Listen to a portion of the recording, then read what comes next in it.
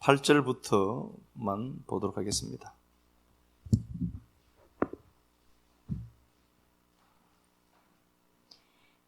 저물매 포도원 주인이 청지기에게 이르되 품꾼들을 불러 나중 온 자로부터 시작하여 먼저 온 자까지 삭을 주라 하니 제 11시에 온 자들이 와서 한 데나리온씩을 받거늘 먼저 온 자들이 와서 더 받을 줄 알았더니 그들도 한 데나리온씩 받은지라.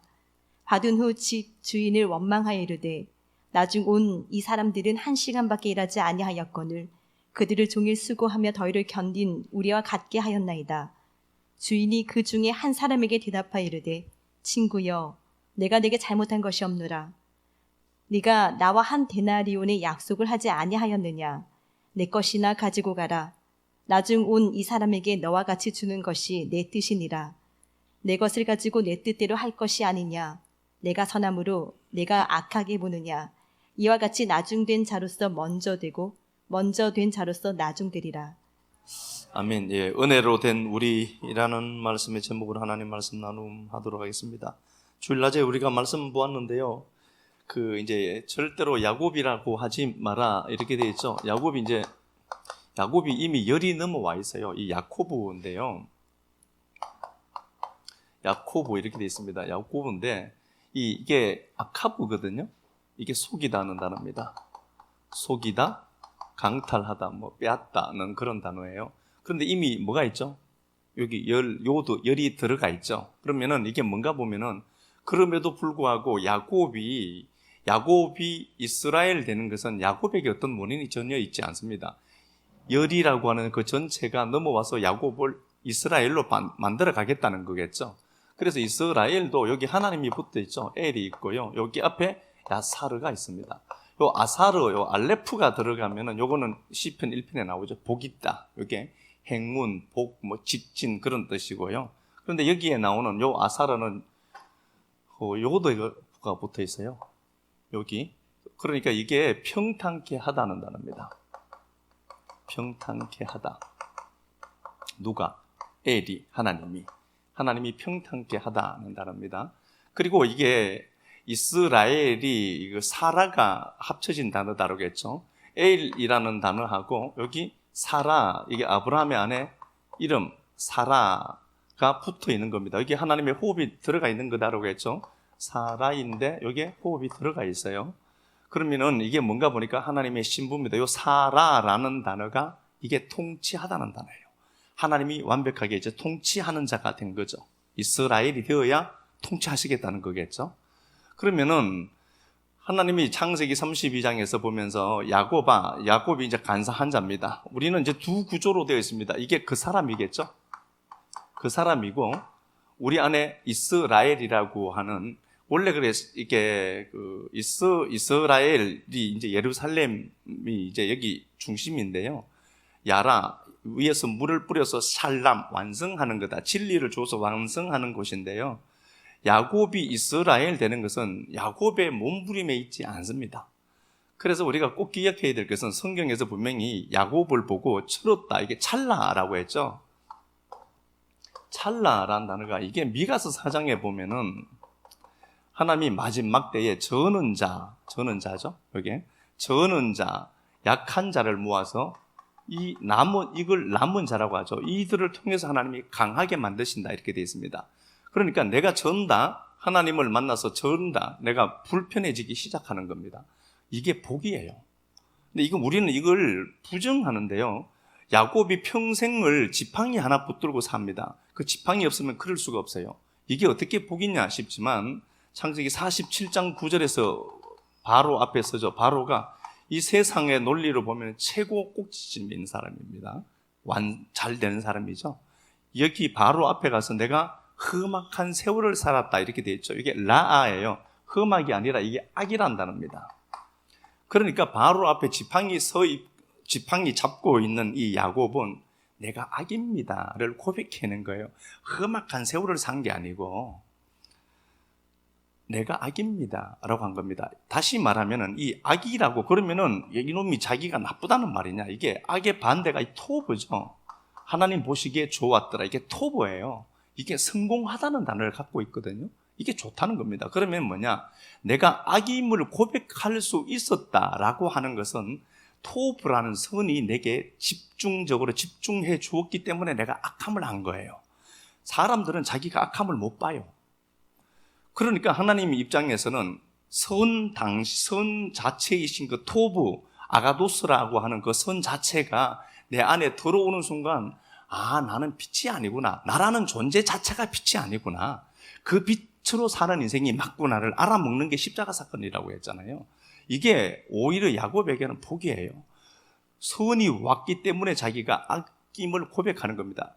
야곱이 내가 이런 죄를 지었다 저런 죄를 지었다는 게 아니라 인생 자체가 하나님이 배제되면 모든 게 악이에요. 그걸 그가 고백해내죠. 그래서 그가 다시 성경에서 창세기 32장을 분기점으로 보면서 야곱을 다시는 너를 야곱이라 하지 마라. 물론 이스라엘이라 해라. 하나님과 겨루어 이겼다는 거다 라고 했죠. 그러면은 그 하나님도 못 이기는 게 누구냐? 성도예요. 왜 그랬죠? 자식이니까. 우리가 하나님의 자식이니까 하나님도 우리를 못 이긴다니까요. 이걸 여러분들 기본적으로 우리가 깔고 가야 돼요. 그래서 로마서 8장 14절에 보면은 영으로 인도함 받는 자는, 성령으로 인도함 받는 자는 하나님의 자녀니, 그리고 하나님의 자녀면은 하나님을 아버지로 부른다. 아버지로 부른다. 그는 두려운 영을 받은 자가 아니라 그가 자녀이면은 곧 그가 뭐라고 했죠? 제가 상속자. 우리가 상속자다. 우리가 하나님 앞에 상속자다. 하나님도 못 이기는 사람이 우리예요. 그러면은 이게 내 수준으로 자꾸 접근해서 보니까 내가 이러는데 이럴 수 있을까로 얘기하는데, 여러분 그건 전혀 상관없습니다. 십자가는 내가 어떠한지 전혀 개의치 아니합니다. 나보다 더 중요한 것은 그분이 어떻게 나를 선택했고 그분이 어떻게 집행해 가다가 완성해 가느냐가 더 중요한 겁니다. 때로 살다 보면 우리는 야곱을 자꾸 소환해냅니다. 이게 내 옛 모습이거든요. 그래서 하나님 앞에 하나님 나 같은 것도 이러죠. 근데 하나님이 분명히 말씀했습니다. 다시는 네가 야곱 아니다. 야곱이라 하지 마라. 나도 못 이기는 이스라엘이다. 이게 우리의 정체성이죠. 근데 살다 보니까 야곱 같은 내 모습이 보여요. 그러면 우리가 꼭 확인해야 되는 게 있다고 했죠. 이것 때문에 주저앉는 것이 아니라 그러니까 내가 십자가가 필요하지. 이리로 가야 되는 겁니다. 나를 끌고 죽는 그 자리로 가는 게 아니라 그러니까 하나님 내가 십자가가 필요한 것 아닙니까? 다시 붙들고 일어나는 거예요. 그렇게 걸어가는 게 이게 야곱의 삶이다.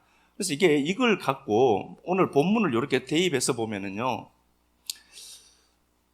포도원 비유가 있습니다. 포도원 비유가 있는데 1절을 보면은 포도원은 하나님 나라를 상징하는 거다 이렇게 되어 있죠.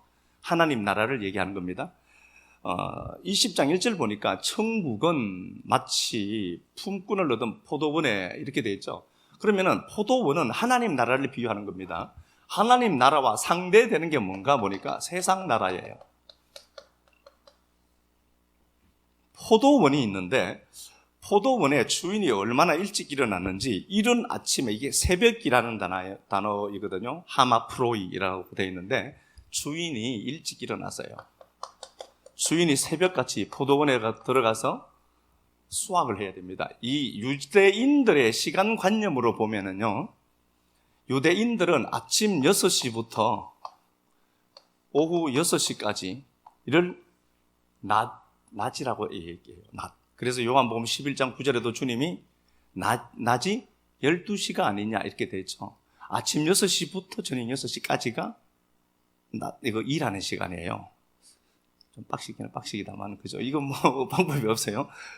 6시부터 6시까지예요. 그래서 주인은 6시부터 분명히 일어나서 막 설치고 있는데 오늘 이제 말씀에서 보면은 3절에 3시가 나오고 5절에 6시가 나오고 9시가 나오고 11시가 나와요. 3시가 나오고 6시, 9시, 11시. 여기다가 이제 6시간을 더하면은 지금 우리 시간이 있다. 이렇게 제가 말씀드렸죠. 6시간을 더하는 겁니다. 그러니까 9시, 11시, 오후 3시, 오후 5시. 이렇게 되어 있습니다. 주인의 입장에서 보면 포도원에 다 보내는 게 목적입니다. 그럼 포도원 밖에 있는 사람들은 어떻죠? 종일 놀고 서 있는 자다. 하나님 나라의 법칙을 받지 못하는 자들은 전부 노는 자들이에요. 이 사람들이 엄청난 수입을 거둬들인다 하더라도 하나님 보시기에는요, 카운트가 안 되는 겁니다. 종일토록 놀고 있는 겁니다. 포도원이 있는데 포도원 밖의 세상에 대해서는 하나님이 이거 별로 카운트하지 않겠다는 겁니다. 종일 놀고 있습니다. 그래서 주인이 새벽 일찍 일어나서 9시에 돼서 나가보니까 얼쩡거리는 사람들이 있더라. 그래서 그 사람들이 누군지 묻지 않아요. 포도원이라고 하는 하나님 나라의 법칙이 있어요. 9시에 나가보니까 그대로 있는 사람 놀고 있습니다. 포도원 밖에 있는 사람이 있어요. 묻지도 않고 따지지도 않고 들어가라 라고 하니까 하나님 여기 안에 들어가도록 해주셨습니다. 우리의 내가 좀 빠릿빠릿하다 그런 개념이 전혀 없습니다. 들어가 라고 해서 들어온 거예요. 그리고 두 번째 보니까 11시 점심시간 바로 하루 1시간 전에 또 놀고 있는 자들이 있더라. 여기도 그냥 들어가라라고 했어요. 이렇게 해서 이 네 팀이 다 들어왔습니다. 들어왔고 주님이 처음부터 이 9시에 그 포도원 안으로 들어온 자들에게 한 데나리온을 약속을 하죠. 노동자 하루 품삯입니다. 10만 원이라고 할게요. 10만 원을 이제 준다라고 분명히 약속을 했습니다. 자, 여기 보니까 그 3절에 보니까 3시에 나가 보니 장터에 놀고 서 있는 사람이 또 있는지라 너희도 포도원 안에 들어가라. 내가 너희에게 상당하게 주리라. 여기 상당하게라는 단어가 디카이오스입니다. 이게 의라는 단어입니다. 의로 줄 거다. 하나님이 상당하게 이들에게 상당하게 주리라 이렇게 되어 있습니다. 상당하게 준다. 디카이오스입니다. 의라는 단어입니다. 내가 의를 니들에게 넘겨줄 거야 라는 단어입니다. 의로 줄 거야 라는 단어입니다. 그 의가 나타나진 게 뭐냐 보니까 데나리온이에요. 그래서 그 구시에 한번 보겠습니다. 구시에 5절 한번 가서 보겠습니다. 제6시와 제9시에 또 나가 그와 같이 하고 제11시에도 나가 보니 서 있는 사람들이 또 있는지라 이르되 너희는 어찌하여 종일토록 놀고 여기 서 있느냐 이르되 우리를 품꾼으로 쓰는 이가 없음이니이다. 예. 그 3시 그러니까 9시, 11시, 3시, 5시인데 계속해서 되풀이되는 말이 뭐냐 보니까 왜 밖에서 놀고 서 있느냐 하나님이 안으로 집어넣죠. 집어넣어서 그들에게 한 데나리온을 약속합니다. 그건 그 사람들의 열심으로 되어지지 않는 겁니다. 그렇게 해서 다 이제 하루가 퇴근할 시간이 됐습니다. 6시가 되었을 때 다 알죠. 6시가 퇴근이니까요. 그런데 늦게 온 사람부터 줍니다. 5시부터 줍니다. 그러니까 5시부터 온 사람이 한 데나리온을 받으니까 아침 9시부터 온 사람은 사실 불공평하죠. 제가 공평과 공정에 대해서 말씀을 드렸잖아요. 5시에 온 사람에게 한 데나리 10만 원을 준 겁니다. 그러면은 아무리 머리가 나빠도 우리가 이 자리에 있다라고 보면은요, 우리는 9시 왔으니까 좀 더 쳐줄 거라고 생각을 하고 있는 겁니다. 통밥을 굴리죠. 그러니까 당연한 것 아니겠어요, 이게? 이게 무슨 법칙이죠? 세상 법칙이죠. 세상 법칙. 그런데 은혜의 법칙이라고 하는 게 있더라는 겁니다. 세상을 살아가는데 세상의 법칙 위에 은혜의 법칙이 하나 흐르더라. 그렇게 되어 있죠. 그래서 5시부터 3시부터 계속해서 한 데나리온을 줍니다. 그런데 이 사람들은 이미 자기들을 분리하고 있더라. 이렇게 되어 있습니다. 자, 여기 보니까 늦게 9절부터 한번 볼까요? 9절부터 제11시에 온 자들이 와서 한 데나리온씩을 받거늘 먼저 온 자들이 와서 더 받을 줄 알았더니 그들도 한 데나리온씩 받은지라. 받은 후 집주인을 원망하여 이르되 예, 원망을 하죠. 이거 우리라도 이렇게 했을걸요? 그렇죠. 원망하더라. 또 나중 온 이 사람들은 1시간밖에 일하지 아니하였거늘 그들을 종일 수고하며 더위를 견딘 우리와 같게 하였나이다. 예, 우리와 같게 한다. 이게 불평입니다. 그러니까 9시, 11시에 먼저 온 팀들 입장에서 보면 이건 불공정한 겁니다. 그래서 쟤들 왜 우리와 같이 대하느냐는 겁니다. 은혜의 법칙은 저 사람이 먼저 오고 나중 오고 어떤 일을 했느냐는 개의치 않습니다. 은혜의 법칙은 포도원 안에 들어오면 한 데나리온입니다. 그런데 세상 관점으로 보면은 너는 조금 더 일을 많이 했으니까 상을 많이 받고, 너는 늦게 왔으니까 상을, 한 데나리온이 10만 원이면 5시에 온 사람은 한 2만 원만 줘도 돼요. 세상 법칙으로. 그런데 하나님이 그렇게 하지 않더라. 은혜의 법칙은 모든 사람들에게 동일하게 흐르는 법칙이 하나 있다. 그래서 우리가 무언가를 축적해서 하나님 앞에 가는 것이 아니라 은혜라고 하는 장소에 심겨진 그것 자체가 복이다는 소리죠. 은혜는 그런 거다. 그런데 우리 안에서 이미 먼저 온 사람들이 왜 우리와 같이 대우하느냐는 거죠. 자, 다시 한 번만 생각해 보겠습니다. 이 사람들에게 한 데나리온은 하루 사는데 필요한 것들입니다. 가족을 책임져야 되는 이 사람들 입장에서는 먼저 온 사람이라고 보면은 일을 많이 했겠지만 분명히 먼저 온 사람은 그럴 것 아닙니까? 오늘 내가 포도원에 들어오는 것만으로도 오늘 우리 식구들은 배굶지 않거든요. 배굶지 않고 오늘 그래도 따뜻한 밥을 먹고 그들이 행복하게 오늘을 지낼 수 있는 돈이 생겼죠. 그러면 그것만으로 감사해야죠. 먼저 와서 더 많은 일을 한다가 아니라 내가 이 자리에 있다는 것 자체로만도 우리 식구들이 오늘 굶주린 배 움켜잡고 자지는 않겠구나 라고 한 마음고생은 이미 든 것 아닙니까? 이게 우리에게 생산적인 믿음으로 들어와야 되는 거예요. 근데 늦게 오는 사람, 이 사람들 5시에 온 사람들은 4시 59분까지 오늘도 허탕쳤구나. 집에 가면 애 분유값도 없고 엄청난 고생이 있겠죠. 마음고생이 얼마나 크겠습니까? 그러면 여러분 밖에 있는 게 좋을까요? 안에 있는 게 좋을까요? 안에 있는 게 좋지. 너가 안 해봐서 그렇지. 예? 사람들, 우리 윤 장로님이 사람들 쫙 있는데 갑시다. 이 사람은 얼마나 좋겠어요. 한 일주일 돈도 못 벌고 오늘도 허탕치겠구나.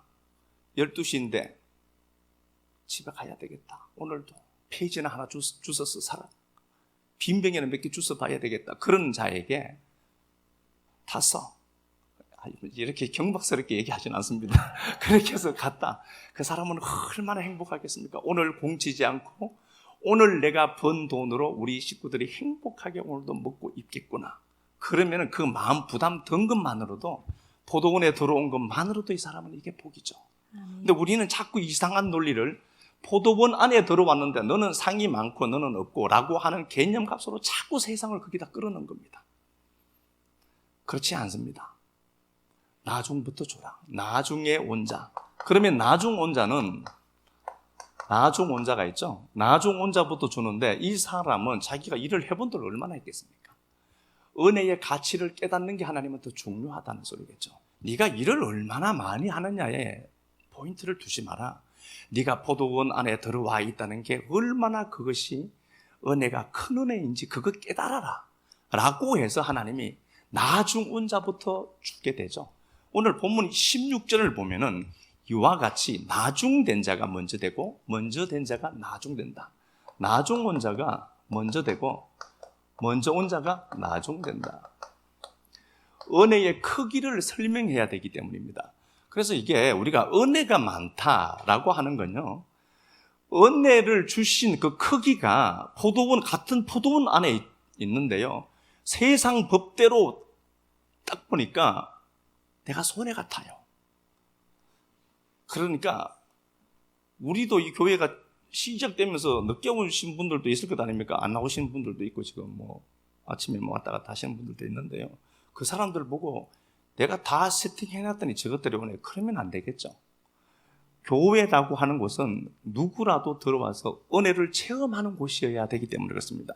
그래서 그 사람이 먼저 온 우리가 그 사람을 배려하는 이유는 이 장소만은, 이곳만은 세상 잡다한 논리가 지배하는 공간이 아니라 은혜가 지배하는 장소다. 그 은혜가 무엇인지 보이는 장소가 이 교회밖에 없기 때문에 그걸 보이는 곳이 이곳이거든요. 그래서 나중 온 게 먼저 되는 겁니다. 은혜가 먼저예요. 일하는 것보다 율법으로 똘똘 뭉쳐져서 일을 해서 내 의를 쌓아서 천국 가는 그것보다 더 중요한 게 은혜가 먼저다는 소리예요. 이게 이 구조가요, 19장으로 한번 가서 보겠습니다. 19장 30절 보니까 그러나 먼저 된 자가 나중되고 나중된 자가 먼저 된다. 이 이야기가 있고요. 마태복음 19장이죠. 19장 30절에 나중되고 먼저 되고 먼저 된 자가 나중된다. 이 이야기를 하고 있고 20장 16절에도 이와 같이 나중된 자가 20장 16절에도 똑같은 말씀이 있죠. 이 말씀 사이에다 포도원 비유를 집어넣어 놨단 말입니다. 자, 그렇게 놓고 보면은요. 자, 19장에서 다시 한번 가서 보겠습니다. 19장 16절부터 한번 봅시다. 어떤 사람이 주께 와서 이르되 선생님이여 내가 무슨 선한 일을 하여야 영생을 얻으리이까? 예수께서 이르시되 어찌하여 선한 일을 내게 묻느냐? 선한 이는 오직 한 분이시니라. 내가 생명에 들어가려면 계명들을 지키라. 이르되 어느 계명이오니까? 예수께서 이르시되 살인하지 말라, 간음하지 말라, 도둑질하지 말라, 거짓 증언하지 말라, 내 부모를 공경하라, 내 이웃을 내 자신과 같이 사랑하라 하신 것이니라. 예, 어떤 사람이 있습니다. 이 어떤 사람이 나오는데요. 이게 누가복음 18장이나 이런 데 보면 바리새인입니다. 율법의 의는 충만한 자입니다. 율법의 의로 충만한 자입니다. 그런데 그가 와서 이렇게 얘기하죠. 어떤 선한 일을 해야 영생입니까? 질문이 틀린 겁니다. 은혜는 일을 하고 안 하고의 문제가 아닙니다. 자발적으로 그 은혜가 우리 안에 들어와서 은혜가 나를 통해서 흘러나오는 거지, 내가 밑에서 예를 갖고 예를 흔들어서 도에 도달할 수는 없습니다. 모든 잘못되면 종교는 네가 이렇게 해야 된다라고 해서 이 아래자리에 있는 상태에서 위로 쳐 올라가도록 참의라고 하는 자리에 도달하도록 만듭니다. 이 예법으로. 근데 그게 아니라 이 의가 우리 안에 들어와서 예법으로, 예로 흘러나오는 게 목적이에요.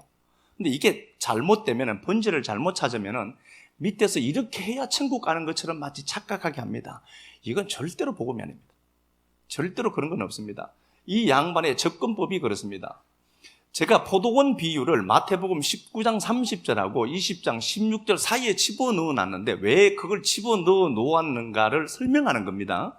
어떤 율법에 충만한 사람이 어떤 선한 일을 해야 영생입니까? 라고 묻습니다. 질문이 틀린 겁니다. 그래서 주님이 다 대받아칩니다. 17절에 보니까 예수께서 이르시되 어찌하여 선한 일을 묻니? 아니라는 겁니다. 질문이 너 틀렸다. 선한 이가 누구냐라고 물어야 돼. 이렇게 돼 있죠. 선한 이가 누구냐. 선이라는 단어가 이게 아가도스입니다. 아가도스인데 선한 이가 누구냐는 겁니다. 선한 일을 내가 어떻게 해야 영생을 얻습니까? 로 얘기하는데 그렇게 하면 천국 가는 게 아니야. 어떤 일을 해서 가는 게 아니라 선한 이가 누군지 아는 게 영생이야. 그 얘기겠죠. 그런데 이 양반은 17절에 예수께서 이르시되 어찌하여 선한 일을 내게 묻니? 선한 이는 오직 한 분이잖아. 네가 생명에 들어가려면 계명들을 어떻게 하죠? 지켜라. 네가 영생하려고 하면은 계명을, 엔톨레를 지켜라. 지키라는 단어가 필라소가 있고요, 테레오가 있어요. 여기는 테레오를 썼습니다. 필라소는 내가 행하는 겁니다. 내가 행하는 것을 필라소라고 하고, 여기서 지켜라 라고 하는 단어는 지키는 게 아니라 테레오입니다. 가져라 라는 단어입니다. 다시 말씀은 그러죠. 네가 성경이라고 하는 것이 율법 계명으로 주어진 겁니다. 그래서 성경을 자세히 보면 선과 악으로 나뉘어 있습니다. 이렇게 해야 되고 이렇게 하지 말아야 되고 로 보입니다. 잘못 본 거라고 했죠. 여기 엔톨레입니다. 그게 아니라 그 계명을 네가 지켜라. 그러니까 봐라, 성경에도 계명 지켜라, 그래야 영생한다 라고 하지 않느냐로 얘기하는데, 이 계명을 네가 네 안으로 가져라 라는 단어예요. 이게 테레오로, 분명히 테레오로 되어 있습니다. 그러니까 그 이야기가, 그 계명 전체가 누가복음 24장 44절에도 보면은 성경에 기록된 모든 이야기는 선지자와 모세의 글과 다윗이 말했던 모든 것은 다 누구라고 했습니까? 예수 얘기다. 성경 딱 틀리면은 행위책이 아니라 예수가 그리스도다 얘기다. 이 얘기다. 그 이상의 그 이하의 이야기도 아니다. 그러니까 그 계명을 보고 내가 지켜 행해서 천국 가는 게 아니라, 이게 예수 그리스도로 내 안에 생명으로 오신, 내 안으로 그분이 성령님이 들어오신 그 이야기네요. 그거 알아먹으라고 한 거다로 하는데, 이 부자 청년은 선한 일을 위해서 도둑질하지도 않고 많은 것들을 그가 했다. 18절, 살인 않고 간음 않고 도둑질, 거짓 증언 이런 건 내가 안 했습니다. 이렇게 말하는 겁니다. 이게 뭔지 모르는 겁니다. 이게 십계명이 틀린 거라고 했죠. 아세르트 하데바림은 그게 언약이라는 소리예요. 열이라고 하는 십계명이 아니고 십계명으로 번역을 해놔서 그렇지 언약이라고 되어 있습니다. 그러니까 열이라고 하는 그 전체는 하나 이야기입니다. 그래서 전체 언약 이야기다 그거. 그런데 사람들은 이걸 갖고 계명으로 이렇게 지켜 행해야만 네가 천국 가고, 그렇지 않으면 너 천국에 못 간다라고 급박하는 거예요. 그런 것도 없습니다. 이게 무엇인지 알아먹고 생명 이야기로 내가 가지는 거예요. 그래서 그걸 계명으로 지켜야 돼. 너 그게 무엇인지 알고 내가 말하는 내가 임마 너에게 그 생명 주는 자잖아. 그러니까 네가 그걸 갖고 그 하나님을, 내가 참 선인데, 아가도스라는 선의 실체인데 그걸 네가 안으로 가져야지 생명으로. 그 얘기하는 것 아닙니까? 근데 이게 모르는 겁니다. 그리고 주님이 이 사람을 22절에 보면은 그 청년이 재물이 많음으로 돈 많다라고 하는 게 아니라고 했습니다. 율법의 의를 차곡차곡 쌓아둔 이걸 하나님은 재물로 본다라고 했어요. 그 청년이 재물이 많음으로 이 말씀을 듣고 가더라. 자, 23절에 보니까 내가 진실로 이르노니 부자는 천국에 못 가. 부자가 못 간다는 거예요. 여기서 나오는 부자는 율법으로 자기를 무장한 자를 부자라고 했습니다. 그 부자는 율법의 의를 차곡차곡 쟁여두는 거예요. 그건 천국 못 간다. 율법으로 성경을 대하는 겁니다. 천국 못 가게는. 이게 아니기 때문에 예수가, 밖에 있는 예수가 죽어서, 십자가 지고 죽어서 우리 안으로 들어오셨죠. 그러면 완성된 거예요, 우리는요. 그런데 그 이야기를 못 듣습니다. 그러니까 25절에 그렇게 말씀을 해요. 예수께서 그들을 보시고 이르시되, 제자들의 반응을 한번 볼게요. 제자들도 반응이 똑같다는 겁니다. 25절에 제자들이 듣고 몹시 놀라 이르되, 그러면 누가 구원을 얻습니까? 얘네들은 어떻게 들은 거죠? 제자들은 계명을 지켜라. 이걸 지켜 행해야 되는구나 들은 거죠. 그런데 자기들 입장에서 보니까 이 사람을 못 따라가는 거예요. 제자들이 딱 보니까 여기에 예수가 있고 예수가 그리스도이구나를 알아먹으면 이 사람은 선한 분이 누구인지 알아먹는 거잖아요. 그런데 여기 제자들이 예수와 함께 있어요. 그런데 제자들은 어떻게 듣느냐? 계명을 지켜라 하니까 그 차곡차곡 지켜야 되는 걸로 들은 거예요. 그러니까 그 제자들 입장에서는 어떤가 보니까 저 사람 보니까 진짜 신앙 잘하는 걸로 보이는 겁니다. 우린 저렇게 못하는데 어떻게 구원받지? 이런 착각을 하는 겁니다. 그래서 주님이 그렇게 말씀을 하시는 겁니다. 25절에 예수께서 그들을 보시고 이르시되, 사람으로 못하는데 이거 하나님이 한다. 사람으로는 구원에 도달할 방법이 없어. 누가 하겠다는 거죠? 하나님이 해야 된대요. 구원의 책임이 우리에게 있는 게 아니라 누구 책임이라는 거죠? 하나님이라니까요. 구원의 책임이 우리에게 있지 않습니다. 그렇게 말하는 건 사기꾼들이라니까요. 제가 야곱을 다시는 이스라엘이라 하지 말라라고 했잖아요. 이스라엘이에요. 우리의 정체성은 이스라엘이에요. 보기에는 야곱과 같은 모습들이 보여요. 보이거든. 제가 말씀드렸잖아요. 거기 주저앉아 울지 말고, 이거 하나님 이게 난 줄 알아요, 나. 그러니 내가 당신 십자가 필요한 것 아닙니까? 그리고 딱 돌아서서 가면 돼요. 더 이상 그거 회개한다고 막 주접시고 그럴 필요도 없고요. 하나님이 너 야곱 아니고 이스라엘이다라고 했다고 하면은 이게 하나님 말씀이라고 믿어지면 내가 지금부터 이스라엘이죠. 야곱이 아니라니까요. 그래서 하나님이 항상 제가 낮에 말씀하신 것처럼 야곱아, 이스라엘아, 너 아직도 야곱이라 착곡하고 있지? 너 이스라엘이야 네가 라고 자꾸 그렇게 말씀을 하실 거라니까요. 이런 상황 속에 있는데 사람들은 다 이렇게 살아간다. 그러나 이걸 사람 편에서 도달해서 갈 수 있는 방법은 없어. 근데 이걸 누가 하겠다는 거죠? 하나님이 하겠다. 사람으로 못하는 것 하나님이 한다. 이거 하나님이 한다니까요. 제가 말씀드렸습니다. 농부가 포도나무를 심었어요. 포도나무는 누구죠? 예수예요. 거기다가 가지를 접붙였습니다. 우리를. 로마서 11장 11절에 우리라는 예수라는 포도나무를 심고 예수 팔을 딱 잘랐어요. 거기다가 이곳능이를 딱 붙여놨어요.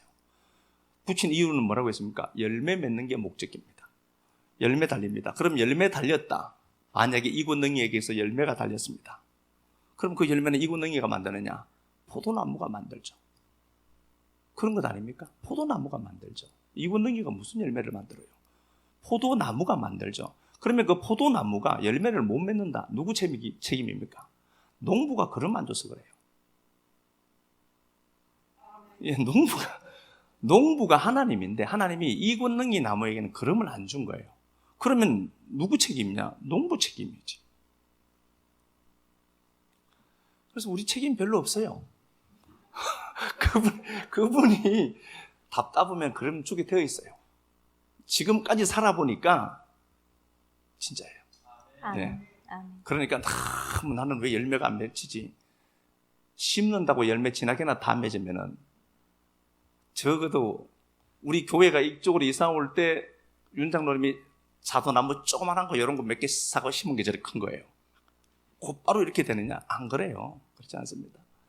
누가 하느냐? 구원의 완성은 누가 이루어가느냐? 하나님이 한다는 겁니다. 그러니까 계명을 지켜야 된다라고 얘기하는 것은 지키는 말이 아니에요. 이거 히브리어 헬라어 조금만 아는 사람들은 알아요. 사기치고 있네. 안다니까요. 계명을 지키는 게 아니라 그 계명이 성경이라는 텍스트 전체가 예수 그리스도 이야기잖아요. 그걸 알아먹고 예수 그리스도라는 그걸 알아먹고 그걸 내가 생명으로 가지는 거다. 생명으로 가지는 겁니다. 천하 구원받을 이름 예수밖에 없다. 이걸 가지는 거예요. 그걸 테레오라고 했다니까요. 가지는 거예요. 그런데 이걸 누가 하느냐? 그러면 어떻게 되죠? 예수가 십자가에서 죽임 당하시고 그리스도라는 실체로 성령으로 우리 안으로 들어와야 돼요. 이건 우리 편에 있지 않다니까요. 자, 다시 한번 또 가서 보겠습니다. 제자들이 그렇게 얘기하죠. 27절에 보니까 여전히 못 알아들어요. 19장 27절에 보니까 한번 읽어봐봐. 이에 베드로가 대답하여 이르되 보소서 우리가 모든 것을 버리고 주를 따랐사온데 그런즉 우리가 무엇을 얻으리이까? 예, 아직도 몰라요. 이게 무슨 말인지 아직도 모르는 겁니다. 베드로가 우리는 다 버렸는데 우리는 당신을 위해서 다 버렸는데 뭘 얻을 수 있습니까? 이렇게 얘기하죠. 지금 주님이 말씀하는 의도와 제자들이 접근하는 것 지금 아직도 평행선을 걷고 있죠. 같은 이야기인 듯한데 다른 이야기하고 있죠. 모른다는 소리예요, 제자들. 다 버렸는데. 그러니까 이 바리새인 관점으로 제자는 접근하는 겁니다. 내가 다 버렸는데 나는 무엇을 얻을 수 있습니까? 이렇게 얘기하죠. 얻는 게 뭐가 있어요, 자기가? 버린 게 뭐가 있습니까? 그 예수가 와야 되는데, 그죠? 하나님이 해야 되는 건데. 그럼에도 불구하고 주님이 그렇게 얘기합니다. 예수께서 이르시되 내가 진실로 너희에게 이르노니 세상이 새롭게 되어, 세상이라는 단어는 없는 단어입니다. 원어에는 그냥 우리 성경 집어넣어 놔서요. 진실로 너희에게 이르노니 새롭게 되어 인자가, 이렇게 되어 있습니다. 인자가 새롭게 되는 방법은 뭐죠? 예수로 죽고 그리스도로 부활하시는 겁니다. 그렇게 오시면은 그 그리스도인 실체가 사는 인생이 되어서 니들이 12지파를 다스릴 것이다. 12아들 된 지파죠, 이거. 그렇게 말씀드리고 나서 30절에 그러나 먼저 된 자로 나중되고 나중된 자가 먼저 된다. 이렇게 되어 있죠. 그러면은 봐요. 주님이 여전히 내가 베드로가 이제 제자들 대표죠. 바리새인이 했던 것처럼 다 버렸는데 바리새인 내가 다 지켰는데요? 라고 접근하죠. 그러니까 너 진짜 모른다 성경을. 그런데 이게 부자라고 했거든요, 이 사람을. 그런데 베드로도 역시나 몰라요. 이놈도 모르고 베드로도 몰라요. 다 버렸는데 나는 무엇을 얻을 수 있습니까? 똑같은 소리 하는 거예요, 지금. 주님이 아마 복장 터졌을 것 같아요. 빠따라도 때리면 될 텐데 안 때릴 수도 없고 이 잡것들이어서 지금 바리새인 얘기를 베드로가 똑같이 하는 거예요. 나는 뭘 얻을 수 있습니까? 라고 하니까 12보좌에 앉아 다스리게 할 거다. 그럼 뭘 얘기하죠? 베드로 네 실력으로 된다는 거예요? 내가 그리 하겠다는 거죠. 내가 그렇게 할게. 니들 여전히 밥통이다. 이야, 이 IQ 50들 데리고 내가 일을 해야 되네. 그래도 내가 할게. 그 소리예요. 그래서 주님이 포도원 비유를 말씀을 하시고, 그죠? 포도원 비유를 말씀을 했죠. 그리고 나서 17절, 20장 17절 이하 말씀에 보면은 복잡진 않죠. 예루살렘으로 올라갑니다. 왜 올라가죠? 죽어야 되니까. 십자가 지고 죽어야 돼요. 예수가 십자가 지고 죽어야 이게 베드로가 했던 이 질문이 엉터리였구나를 알아먹거든요. 그래서 주님이 예루살렘으로 올라가는 거예요. 죽어야 되니까. 십자가 져야만 제자들이 이걸 뭔지 알아먹거든요. 그분이 완성해야 된다니까요. 그럼에도 십자가 지러 가는 그 주님 앞에 20절에 세베대의 아들 야고보 요한이 있어요. 좌편에 앉게 해주시고 우편에 우리가 흔히 말하는 좌의정 우의정 되게 해주세요. 이렇게 얘기했다는 거죠. 그러니까 제자들도 다 똑같았어요. 24절에 보면은 10제자가 듣고 그 두 형제에게 분이 여기거늘 이렇게 되어 있습니다. 여전히 예수는 십자가 지시고 죽임 당하시고 예수가 이걸 완성해야 돼요. 은혜의 법칙이 흐르는 포도원의 법칙을 통하여서 일하지 아니하여도 일한 것으로 여겨주시는 하나님의 은혜가 나타나는 통로로 제자들을 선택하고 그들에게 은혜를 베풀어야 되잖아요. 그걸 하시려고 하면 어떻게 해야 되냐? 주님이 죽어야 돼요. 죽으러 올라가심에도 불구하고 제자들 모두들의 꿈과 소망이 뭐냐? 예수가 정치적인 메시아로 보여서 로마 뒤집었고 한 자리 할 거로 한 거죠. 그래서 좌편에 앉게 해주세요. 우편에 앉게 해주세요 라고 얘기하는 겁니다. 주님이 하시는 말은 뭐죠? 밥통들은 아직도 모른다. 그래도 그분은 어떻게 하죠? 올라가는 거죠. 왜 그렇죠? 죽어야만 얘들이 완성되니까 그래요. 그래서 주님이 그렇게 말씀을 하십니다. 28절 보니까 인자가 온 것은 섬김을 받으려 한 것이 아니라 오히려 섬기고 자기 목숨을 많은 대속물로 주려고 한다. 그러니까 그분이 오셔서 섬겨야만 이게 완성되는 거예요. 내가 하는 게 아니라니까요. 잘못하게 그냥 어설프면요 일만 만들어요. 가만히 계시면 돼요. 가만히 계시면 돼. 하나님이 하신다. 그리고 봐요. 이제 주님이 여리고로 떠나가죠. 29절에 떠나가시면서 맹인 두 사람이 있어요. 소경 두 사람이. 둘은 정인이죠. 소경 둘이 있는데 그 소경이 있는 그들을 보고 불쌍히 여기시고 눈을 열어주죠. 그러면 지금까지 이 이야기들이 흘러오면서 소경 이야기를 집어내는 이유는 뭐죠? 니들 전부 소경이다. 니들이 전부 소경인데 내가 소경의 눈을 열어서 보게 하겠다. 이게 전부 뭘 얘기하느냐? 예수 그리스도의 은혜로만 가능한 이야기다. 그래서 포도원 비유는요 다른 게 아니라 율법의 의가 충만할 때에 하나님이 은혜의 법칙이 있다. 그래서 니들은 은혜가 흐르는 자들이다. 은혜로 하는 것이다. 그 은혜는 책임지는 자가 있어요. 그 당사자이신 예수가 죽는 겁니다. 죽임 당해서 그가 완성하는 것이 은혜의 법칙입니다. 그래서 내가 은혜를 받았다라고 하는 것은 그분이 원인이 되시고 과정이 되시고 그분이 결과되어서 포도원 안으로 나를 집어넣은 것을 요걸 은혜라고 하는 겁니다. 아멘.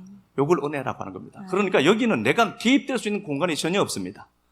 전혀 없습니다.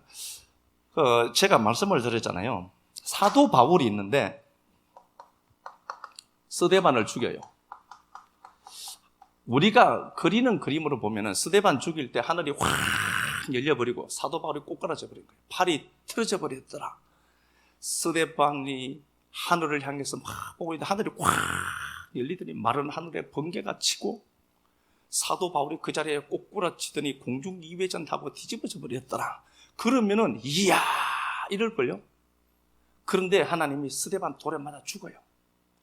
그럼 무슨 하나님이 스데반 돌에 맞아 죽도록 하면 안 되죠. 하나님의 목적은 그겁니다. 스데반은 죽음을 초월한 겁니다. 그리고 스데반을 통해서 그 스데반에게 흐르는 하나님의 은혜가 바울에게 흘러야 되는 겁니다. 그래서 이 바울이 가는 곳마다 스데반을 얘기했어요. 면류관이라는 단어가 스테판입니다. 사도 바울 속에는 스데반이 살아있는 거예요. 그 사도 바울을 하나님이 살인자잖아요. 서면 안 되죠. 우리가 가진 논리로 보면 이 사람 살려내고 이놈을 쳐 죽여야 되죠. 그런데 하나님의 논리로 보면은 스데반 죽인 장본인인 바울을 쓴다니까요. 그래서 사도 바울이 그걸 안 겁니다. 내게는 원인이 없음에도 불구하고 디모데전서 1장 12절에 하나님이 나를 어떻게 하죠? 충성되이 여겼다. 아닌데 여기에 주셨다는 거예요. 사도 바울을 충성되이 여겼다. 여김의 문제입니다. 안 그런데 그렇다라고 얘기해 주는 거예요. 그러면은 그분이 그렇다, 이 권능이 믿음 하나도 없는데 하나님이 믿음이 있다 여겨주셨다. 여겨주시고는 어떻게 하죠?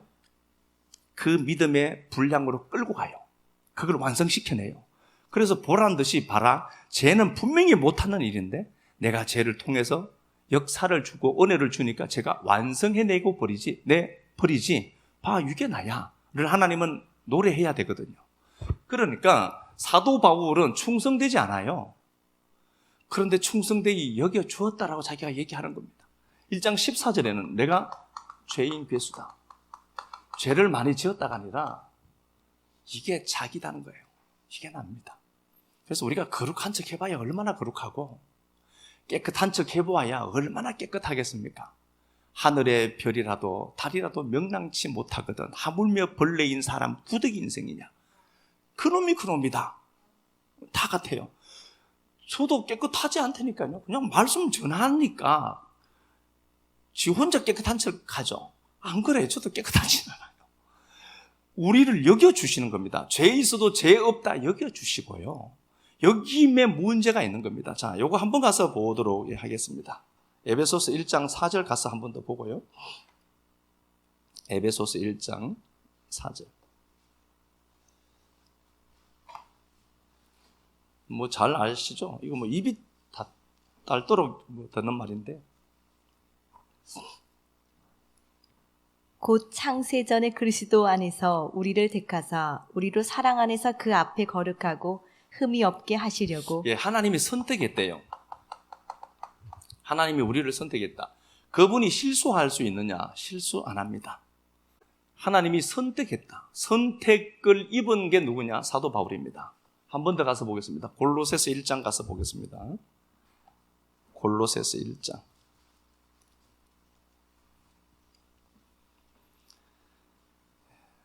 골로새서 1장 1절 한번 가서 봅시다. 하나님의 뜻으로 말미암아 그리스도 예수의 사도된 바울과 형제 디모데는 골로새에 있는 성도들 곧 그리스도 안에서 신실한 형제들에게 편지하노니. 하나님의 골로새서 1장 1절을 보니까 하나님의 뜻으로 말미암아 사도된 바울이죠. 바울 자기가 되고 싶다고 한 것도 아닙니다. 하나님의 뜻으로 말미암아 여겨주시는 하나님입니다. 이 뜻이라는 단어가 델로마예요. 델레마인데 델로에서 왔습니다. 델로라는 단어가 이게 갈망하다, 믿다는 단어입니다. 그러면 하나님의 뜻에 의해서 사도 바울이 선택됐습니다. 선택됐는데 단지 사도 바울 입장에서는 선택된 거죠. 선택된 거죠. 제가 하나님 앞에 선택됐다라는 거예요. 그죠? 선택되었습니다. 선택되었는데 조금만 더 들어가서 보면은 그 선택하신 하나님의 갈망으로 내가 선택된 겁니다. 그냥 막 너 이리 와 이게 아니고요.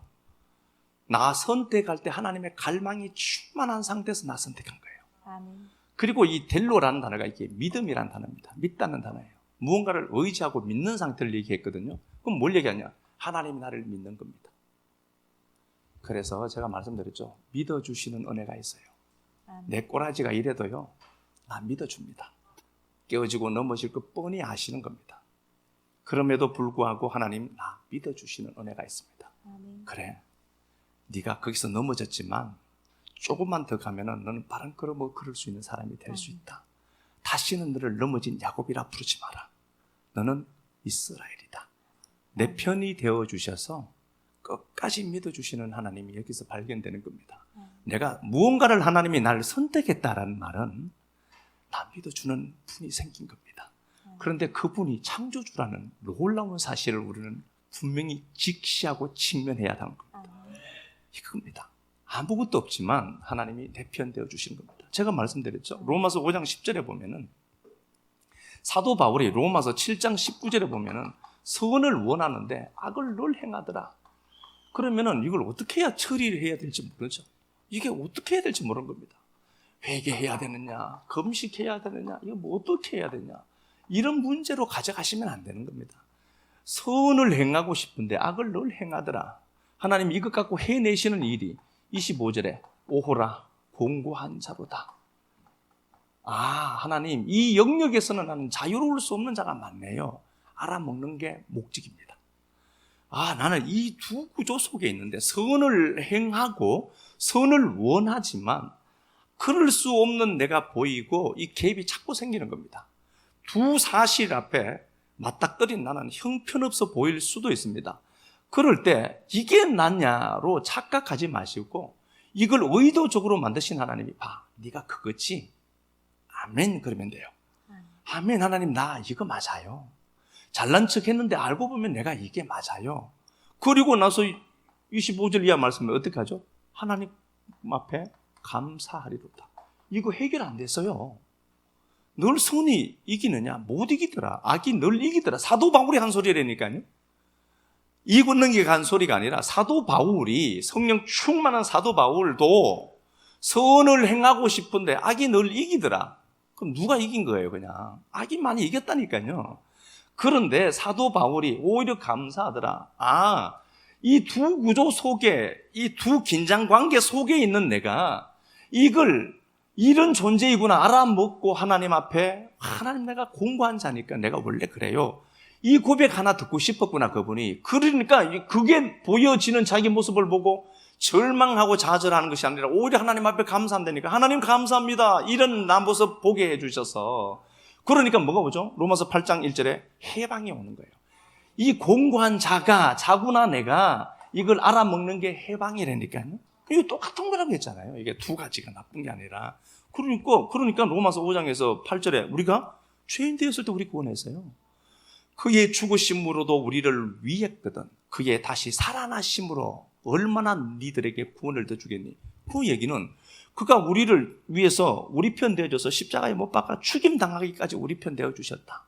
그 주님이 이권능이를 통하여서 십자가에 못 박아 죽임당하기까지 네 편 되었다면, 그가 부활하셨다면 얼마나 더 네 편 되어주겠니 권능아.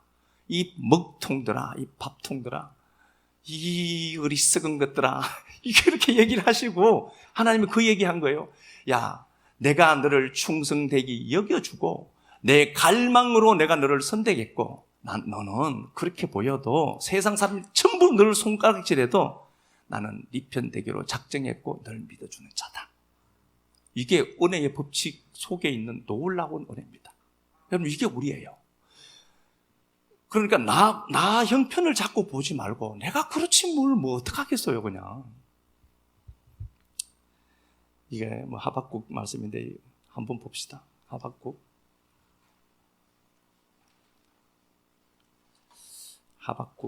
아시는 말씀인데 한 번 또 들으면 또 새롭겠죠. 하박국 2장 4절.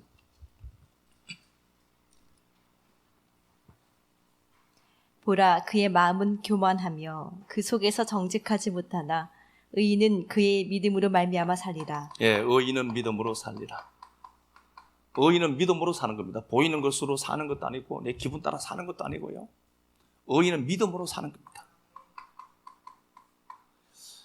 하박국에게 고민이 있다라고 했죠. 하박국 1장에 보면은 율법이 해이했습니다. 하나님의 백성들이 엉망으로 살더라는 겁니다. 율법 아래에 있는 자들이 저주인데요. 하나님의 말씀을 지키지 않고 그대로 막 살더라는 겁니다. 그래서 하나님 앞에, 하나님 어떻게 하나님의 백성들이 이렇게 살 수 있습니까? 질문을 던졌습니다. 그런데 하나님이 1장 6절 이하 말씀에서도 뭐 그랬던 것처럼요, 하나님이 갈대아를 일으킨다라고 했죠. 1장 6절부터 보면은 놀랄 일이 하나 생기는데, 갈대아 사람들 올라온다. 갈대아, 바벨론 올라온다. 와서 이스라엘을 칠 것이다. 이스라엘이 타락했다라고 본 겁니다. 하박국이. 하나님 어떻게 이럴 수 있습니까? 그러니까 하나님이, 그렇지, 갈대아, 바벨론 일으켜서 내가 니들 칠 거다. 그러니까 하박국이 그렇게 얘기하죠. 하나님, 아무리 그래도 우리가 성도인데 질나빠도 쟤들보다는 낫지 않습니까? 갈대아보다는 나은데 왜 저놈들을 들어서 우리를 친단 말입니까? 또 이런 문제가 또 생기죠. 그리고 하나님이 어떻게 대답하는지 한번 들어봐야 되겠다. 기다리는 겁니다. 자기 틀이 있어요. 이 틀로 접근하는 겁니다. 하박국은 어떻게 나보다 저 악한 저놈들을 들어서 나를 친단 말입니까? 하나님, 말 좀 해보시오. 입 있으면 뭐 이런 거죠. 그러니까 하나님이 이렇게 말씀하시는 거다. 믿음은 의인은 믿음으로 살 것이다. 이게 히브리서 10장 36절 이하 말씀에서 나오죠. 의인은 믿음으로 살리라. 이 말씀을 하시고 오실이라고 하실 그 오실리가 있으니 의인은 믿음으로 말미암아 살리라. 오실리는 누구죠? 예수 그리스도예요. 그러니까 이게 주님이 그렇게 말씀하신 거지. 야, 갈대아가 나쁘다고? 야, 니들이나 갈대아나 다 똑같아. 그런데 니들이 좀 특별한 이유는 누구죠? 믿음으로 산다는 말이 예수 그리스도가 메시아로 오신다는 거죠. 오신 메시아가 니들 편에 십자가 지고 서 있으니까 니들이 쟤들하고 달라. 특별한 줄 알지 너. 같은 놈들이야 이 말이가. 그런데 니들이 좀 다른 이유는 천국 백성으로 니들이 자리매김했는데 니들에게 원인이 있는 것이 아니라 내가 네 편에서 십자가 지고 죽어서 너를 품고 내가 너를 믿어줌으로 네가 쟤들하고 다른 거지. 쟤나 니나 똑같은 놈들이야. 우리가 그런 거예요. 세상이나 우리나 똑같아요. 그런데 내가 특별한 이유는 하나님 십자가 지고 이 권능이 선택하고 이 권능이 품고 죽었기 때문에 단지 쟤와 내가 다른 점은 십자가가 있느냐 없느냐의 문제밖에 없다. 이게 우리예요. 그러면 우리가 자랑할 게 뭐가 있어요? 십자가가 있느냐 없느냐 문제지. 은혜라고 하는 포도원 안으로 우리를 집어넣고 그곳에서 하나님이 우리에게 은혜의 법칙이 어떤지 깨닫게 하시는 게 목적인데 이 은혜가 그냥 주어진 게 아니라 그분이 십자가 지시고 죽임당하시고 그 많은 과정을 겪으시고 주어진 은혜가 이 은혜구나. 그리고 우리를 선택하는 것 꼭 기억하셔야 됩니다. 내게 원인이 있지 않습니다. 믿어주시는 그 은혜가 있습니다. 하나님 이래도요. 그래. 그분은 시간도 많고요. 시간의 창조주여서 시간도 많고 돈도 많은 분이에요. 그래서 끝까지 한번 믿은 것은 끝까지 믿어주시는 분입니다. 그 하나님 붙들고 하나님 고맙습니다. 찬양 우리 한번 드립시다. 하나님 고맙습니다. 포도원이라고 하는 은혜의 공간에 늦은 시간임에도 우리를 불러주셔서 고맙습니다. 좌우를 살피는 것이 아니라 포도원 안에 있다는 것 자체가 행복이고 감사인 것 보았습니다. 사랑하는 내 하나님, 인간인지라 나약한 내 모습이 싫기도 하고 넘어진 내 모습이 구원과 멀어지는 것처럼 보이기도 하고 그럴 때가 참 많음을 다시 고백합니다. 사도 바울 역시도 우리가 가졌던 동일한 질문 앞에 그는 하나님의 은혜를 발견했지만 선을 향하는 열심은 있었지만 늘 악이 자기를 이겨가는 모습을 보면서 이게 성도의 위치가 맞는가 고민했던 그는 그렇게 하시는 하나님을 통하여서 공고한 자임을 알게 하시는 하나님의 섭리를 보았고 그걸 깨달은 순간 여전히 악이 자기를 이겨가지만 오라 하나님 앞에 감사하리로다 고백했던 그 감사 고백이 마침내 그를 해방으로 만들어갔던 하나님의 은혜 보았습니다. 사랑하는 주님, 우리나 세상 사람이나 별반 다를 것이 없는 인생이 분명합니다. 그럼에도 불구하고 하박국 옆에 서주셨던 하나님이 우리 곁에 서주시고 우리 편 되어 주셔서 감사합니다. 우리를 믿어주시는 당신 계셔서 너무 행복합니다. 믿어주시고 완성해 가실 그분 계셔서 고맙습니다. 하나님, 실패했지만 실패가 아니라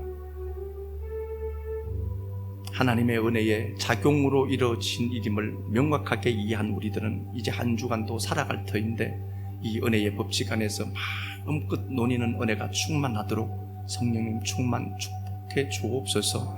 다시는 야곱이라 하지 말라고 하셨으니 하나님 이제 야곱과 결별합니다. 이스라엘이라 하신 당신의 언약 말씀 끌어안고 그럼에도 불구하고 나를 충성되이 여겨주신 하나님으로 말미암아 나는 이스라엘이다 고백하는 우리들 되도록 한 주간도 성령으로 충만케만 하옵소서. 사시는 그리스도 예수님 이름 받들어 감사하며 간절히 축복 기도 드리옵나이다. 아멘.